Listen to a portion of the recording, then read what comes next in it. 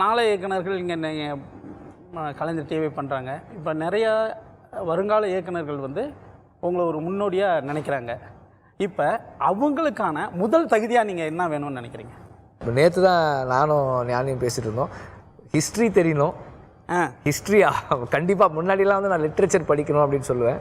இப்போ வந்து கண்டிப்பாக வந்து ஹிஸ்ட்ரி அவசியமாக படிக்கணும், கூட லிட்ரேச்சர் படிச்சுக்கலாம். ஒரு நல்ல ஃபிலிம் மேக்கர் அப்படின்னா வெற்றிமாறன் போது நீங்கள் ஃபிலிம் மேக் பண்ணும்போது எந்த இடம் எடுக்கும்போது உங்களுக்கு போர் அடிக்கும்? பாட்டு கண்டிப்பாக போர் அடிக்கும். ஓகே, கண்டிப்பாக போர் அடிக்கும் பாட்டு. ஆனால் பாட்டெல்லாம் நல்லா இருக்கே சார். என்ன மாதிரி ஒரு ஆல்பம்? எனக்கு வந்து சாங் கம்போசிங், அது அந்த அந்த ஒரு கம்போசருடைய மைண்டை தெரிஞ்சுக்கிறது எனக்கு ரொம்ப பிடிக்கும். அவங்க எப்படி ஒர்க் பண்ணுறாங்க, அந்த அந்த டியூன் எங்கேருந்து அவங்களுக்கு வருது, அப்புறமா அதை எப்படி ஆர்கெஸ்ட்ரேட் பண்ணுறாங்க, எப்படி சேர்க்குறாங்க, அது ரொம்ப எனக்கு ப்ளஷரபுளாக இருக்கும். அதுக்கு லிரிக் எழுதுறது, அதை ரெக்கார்ட் பண்ணி போட்டு காரில் போட்டு கேட்டு அதெல்லாம் எனக்கு பிடிக்கும். அதை எக்ஸிக்யூட் ஷூட் பண்ணும்போது குறிப்பாக அதை டான்ஸாக ஷூட் பண்ணால் டயர்ட் ஆகிடுவேன். ஒரு மான்டாஜாக ஷூட் பண்ணி கதையை ப்ராக்ரெஸ் பண்ணுறதுக்கு ஷூட் பண்ணால் நல்லாயிருக்கும்.